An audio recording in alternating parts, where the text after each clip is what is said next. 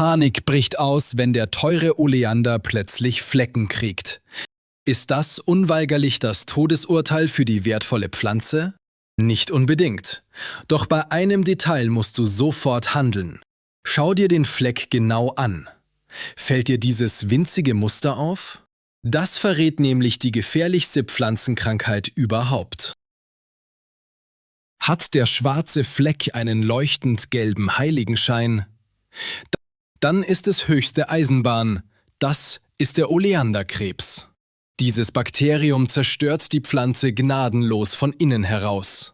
Deshalb mutieren die Flecken bald zu aufplatzenden Wucherungen. Die Äste verkrüppeln. Aber wie kommt der Erreger überhaupt dorthin? Die Antwort sitzt oft auf den Blättern. Kleine gelbe Blattläuse.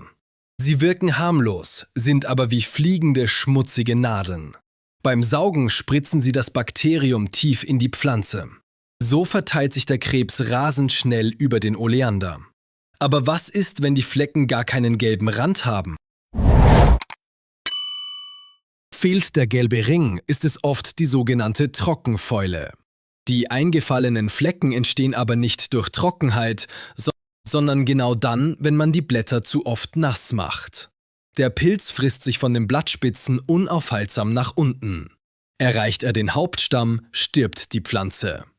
Winter sind riskant. Im Winterquartier ist die Luft oft extrem feucht und stickig. Die Blätter trocknen nicht ab, ein absolutes Paradies für Pilze. Oft ist es kein Pilz. Kaliummangel verstärkt nämlich Frostschäden. Tückisch dabei, diese zeigen sich oft erst viele Wochen später. Ist es aber Krebs oder Pilz, hilft nur noch eine radikale Maßnahme. Aus falscher Rücksicht wird bei Krebs oft zu zaghaft geschnitten. Bei extremem Befall hilft sogar nur, die Pflanze zu vernichten. Sonst gilt, der kranke Abschnitt muss zwingend in den Hausmüll. Ein tiefer Schnitt tut weh, rettet der Pflanze aber das Leben. Aber Vorsicht, ein Fehler beim Schneiden macht alles noch schlimmer. Wer die Gartenschere nach dem Schnitt nicht streng desinfiziert, infiziert mit dem nächsten Klick sofort den Rest der Pflanze. Du impfst die Erreger direkt in die offenen Wunden des Oleanders. Deshalb nach jedem einzelnen Schnitt die Klinge zwingend abwischen. Das vergessen viele.